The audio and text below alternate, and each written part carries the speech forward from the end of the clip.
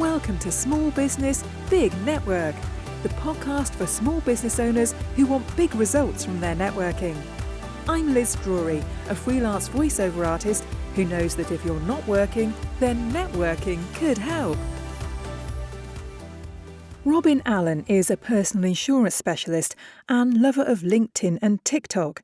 In this interview, she tells me how she's using both of these very effectively as tools to grow her business. She also describes how networking is a bit like toilet training a dog. Robyn, thank you so much for joining me on the podcast. Thanks for having me. Now, you've got one of those jobs that some people might perceive as being boring. So tell us what it is you do and why it's not boring. Now, this is where do I do the boring intro or do I do the normal intro?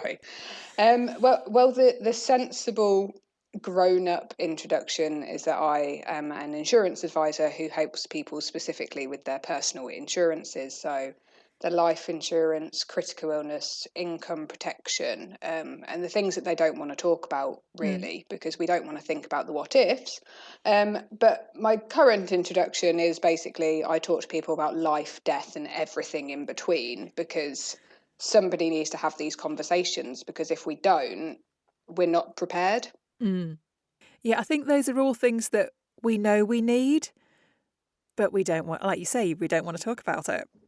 No, I have this ability to be able to have these conversations, which is why I think I found my niche in this area, because for me, nothing is taboo. I have to talk to people about their finances, their work, their family, their health. I have to really go into their health at times.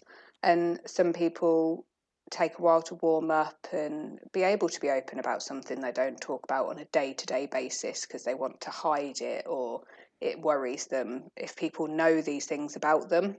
Yeah. Which is why people avoid the conversations, because they know it's going to come up and they're not ready to be so open. Yeah. So how did you find your niche? How did your business get started? Oh, well, this goes way, way back, 30 odd years. No. You're not that old. I am that old. My dad actually was a bank manager. So when I was growing up, I was always around bank branches. He worked for the Halifax, and I'd go in on weekends and I'd see these really glam looking people working in a bank, and it looked really fun. So when I sort of left school at 17, decided I wanted to go into the world of work. And I was like, well, what do I know? And at 17, you don't know anything, do you? Let's be honest. You think you do? Oh God, I thought I was so grown up at that point. And now I look back and go, you were so dumb. And I went, well, I know banking. I do know it. I understand it. I'm good with numbers. So I applied for a couple of banks, one of which was the Halifax. And I remember ringing and telling my dad. And I said, right, I've had the call. I've got a job. And he went, where? And I was at Halifax. And he was like, he sort of went silent because he'd retired the year before. So he'd escaped. And that was the beginning of what I thought, I'll be honest, was going to be a lifelong career. It's what my dad had done for 30 odd years. My stepmother still worked there at the time because that's how they'd met. And I started off cashiering, I did banking advising, I did a bit of management. And my last role was as a financial consultant, which was dealing with insurance. And I loved that role, and I thought I'd found my niche at that point. And then we had the unfortunate news that we were being made redundant. And I didn't know what to do with myself. Yeah. And this is what I'd planned. If you cut me open, I bled blue for that company. Now, I will admit, we had a great union, so the payoff wasn't that too shabby. And I took some time, and I was like, initially, I want to get out of financial services. Like, it's hurt me. I feel wronged by it. And again, that's the attitude that we kind of have probably in our 20s, where we go, somebody's wronged us, we need to go a different way. And then following some time, and I had developed some anxiety at that point, which I always say to people, I've developed Robyn 2.0. I took some time to work on me, which I think is what helps me help others. And I remember I was at home, I wasn't working. My partner came home from work one day and I went, I'm bored. And he went, okay, let's do something. I went, no, I'm bored. Like, I want to work again. And he goes, what do you want to do? And I was like, I kind of like insurance still. bit like admitting to something that you don't want to Who admit. says that? Apparently me in like December when I'm bored. And I started looking for a job, and they were few and far between at the time because insurance is still an area that it's up and coming. It needs more fresh blood and fresh meat coming into it. And it came round to the fact I turned around and went, I'm starting a company. I'm going to do this for myself. Let's see how this goes. No idea what I was doing. Did not have a clue what corporation tax was. Started a limited company not knowing. Named it after myself because it turns out naming a company is really difficult. And 5 years later, here I am, and I love it more than ever. And at what point did you start deliberately networking to grow your new business? Oh, immediately. Because they sat there and they went, where are you going to find your customers? And I went, don't know. And I started Googling and I sort of found, oh, what's this business networking thing? Oh, lots of people in a room and everybody needs insurance. So, of course, they're all going to bow down and go, please, please sort our insurance as soon as I walk in the room, because that's what we all think when we start networking, isn't it? Let's be honest. And I very quickly realised that, A, they don't just all fawn over you and go, please, please, please, I need your service. You have to build those relationships. Yeah. And second, I went, I no longer have colleagues. I spent nearly a decade surrounded by people and customers. And these are my new colleagues. This is my water cooler moment. Yeah. And I embraced it as that. And I stopped going in with any expectations and just embraced it for what it was, which is building a network. And I've loved it ever since. Yeah. Well, I've met you at a number of obviously online networks at the moment. How are you finding the online networking? Presumably you were doing face-to-face meeting before the pandemic. Yeah, so we'll start with, I was the person who 18 months ago, I was on the road. I was going to 5 to 7 networking events a week. I Wow. insisted on seeing all of my clients face to face. And if you'd have told me then that I was going to move everything online, I'd have told you, no, that's absolutely not happening. This is the way I do it. This is the way that works, and you can't tell me anything else. And I'm completely honest about that. Now, I love this online world that's been created. I love it. I love being able to do all of my appointments in gym kit. I love not having to spend hours in my car, which I used to say was my time, but it was dead time. And I'm busier now than I've ever been. And the fact that I can go and talk to somebody in Hull, and then talk to somebody in Ireland, and then talk to somebody down in London, all in the space of 3 hours. Yeah. I could never have travelled and met these people. Yeah. Yeah. Now, you and I have met at some different styles of networking. What kind of style do you like best, do you think? The speed networking or the more structured networks? I think I'm much more a fan of who's in the room. I mean, I love speed networking because I love getting to know people, and I don't mind the structure either.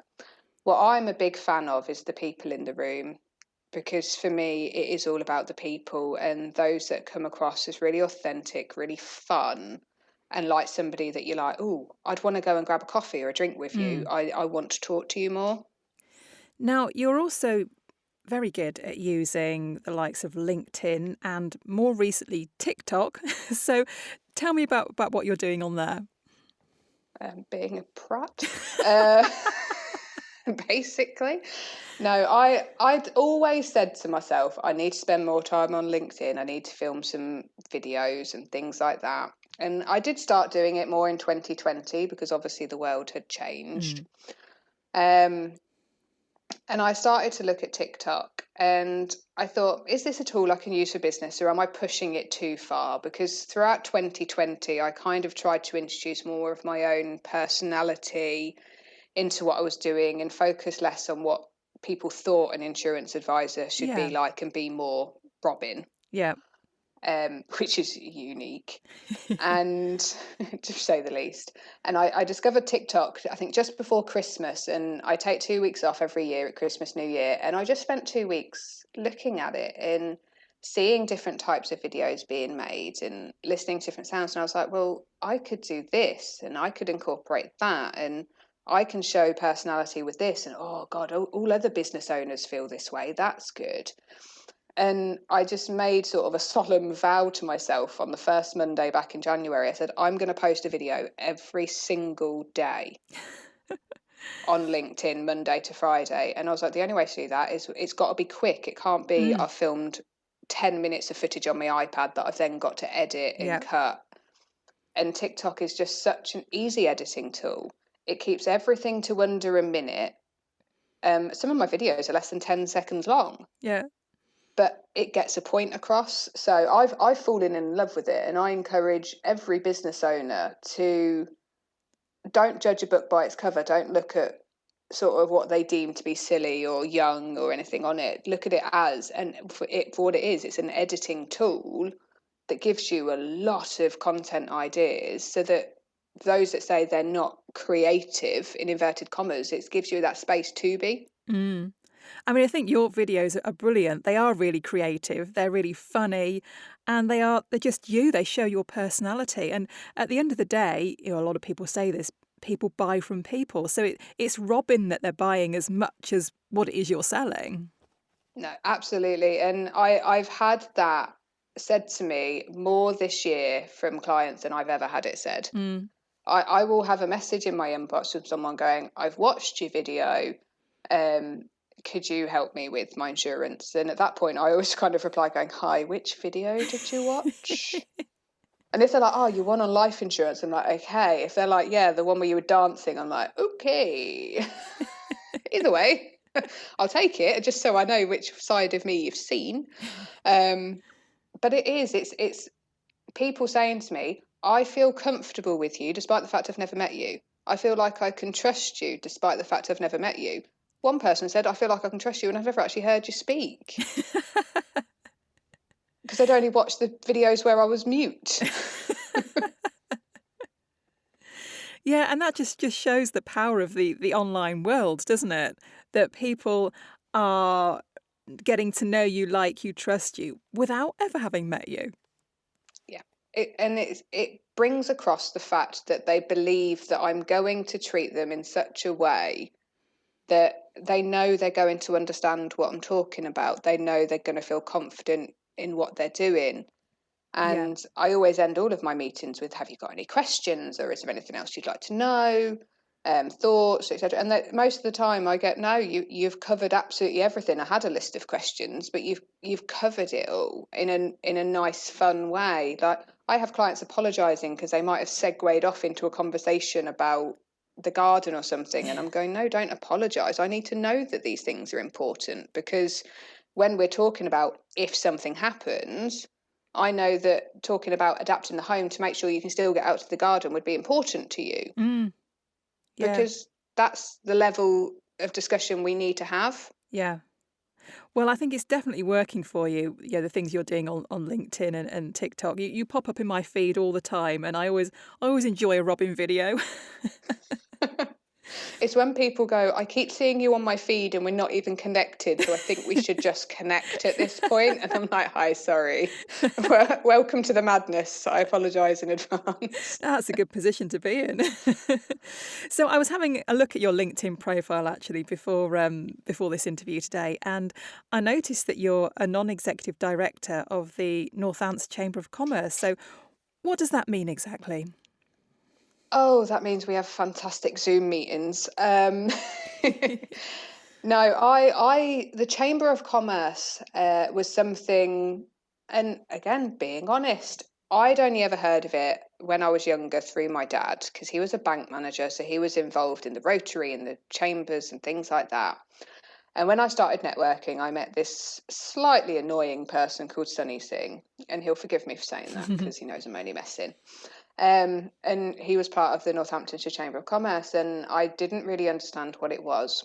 But again, I spent the time getting to know Sunny, learning more, The fact that they provide not only opportunities to network, but they provide support with things like HR, legals, which is great for startups, international stuff for those businesses that trade. They do exhibitions. And I went, this is somewhere I want to be.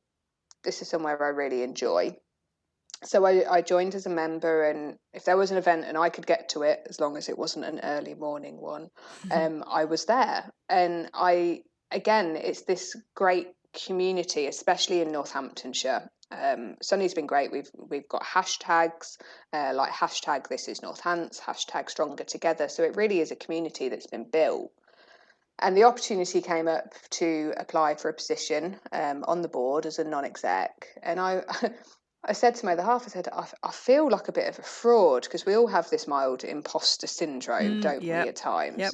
And I went, I feel too young. I said, I know this sounds stupid. I feel too female. I feel like, do they want someone with a mohawk on the board? Like, because I always have these moments, even still. And I was like, nope, go for it, just do it. And I'll be honest, it's been one of the most eye-opening and fulfilling things I've ever done. Because, I mean, being a non-exec, it is eyes on, hands off. I heard this phrase last year and I love it. And we're not operational, we're strategic. So we just kind of have the oversight and look after things. But it's great to feel part of such an amazing institution and see it change and develop, especially in the last 12 months, because chambers of commerce at times have a reputation for being old school. They do. It kind of comes with the territory of the name, but watching them evolve this year and turn to online events and CPD sessions and sort of mental well-being wellness weeks, and it's just been fabulous to see and great to be part of, and just so much fun. That's really good to hear. Now, every chamber operates a bit differently because they're independent. How does your chamber in particular help people with networking? What kind of events do they put on? Well, mine's just the best, of course. Of course. By the way, this is a voluntary position. I don't get paid for this. No, they've been absolutely fantastic. So we have speed networking events. So obviously we come in and people go into rooms, and we have room hosts, one of which I normally am, who take control of the room. And as you can imagine, my room tends to probably be a bit more interesting than others. But we also have great Meet the Neighbours events. So we actually link up with other chambers, so like Cambridgeshire and Warwickshire, Bedfordshire, Northamptonshire Chamber is actually linked up with Milton Keynes. So we get to meet people not only from our local area, but from others, which now that a lot of us are online is a really big deal. But they've also introduced something called Chamber Wind Down. So there's a Friday every month where we all just get together at sort of 3:00 on a Friday, and it's a lot more casual.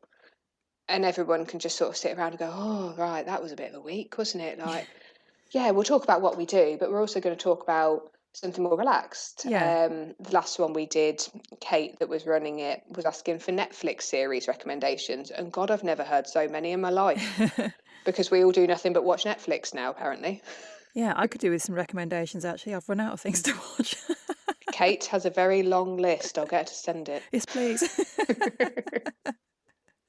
That sounds brilliant. So if people are just coming to networking, maybe they're just starting out in business, or they haven't needed to network before and now they find that they do, what would be your top tips for starting in networking? Oh, so many. For me, you need to go in and be your authentic self, because it is such hard work being somebody else or playing a part. You can't keep it up in the long term, which makes you then potentially not enjoy events. I always say to people, you get the exact same Robyn at networking or in my business as you would do when I'm at home, which makes my life so much easier and enjoyable. So be authentic, be yourself. But also go in with zero expectations. Do not go in expecting everybody to suddenly need you because you're amazing. We've no doubt you are amazing, but you need to build trust and relationships. So short-term pain, long-term gain. Just, you've got to give it time. Yeah, I would absolutely agree with that. It's a marathon, not a sprint, isn't it?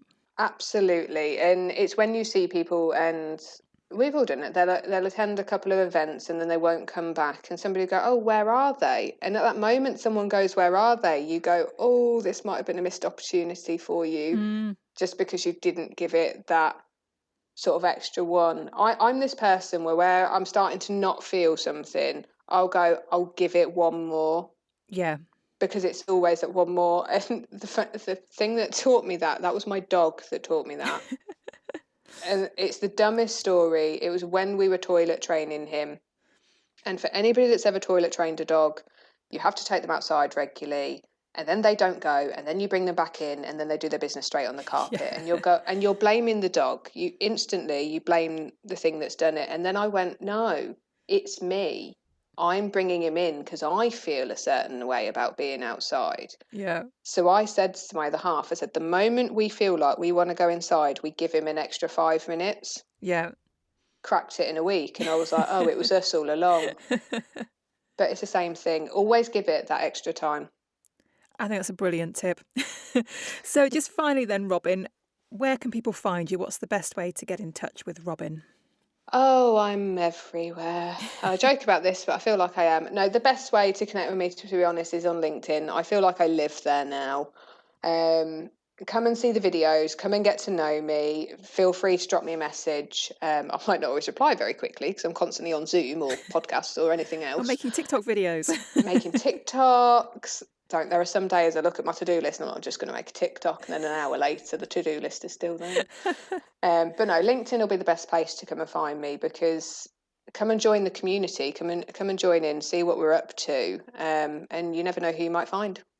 Sounds brilliant. It's been great talking to you, Robyn, and I shall be looking out for your next video. They might be going up in the next sort of half an hour or so you can enjoy. Brilliant. Thanks, Robyn. Brilliant. Thanks, Liz. Thanks for listening to Small Business, Big Network. If you found this podcast useful, please do rate, review and subscribe. And don't forget to share it with the rest of your network too.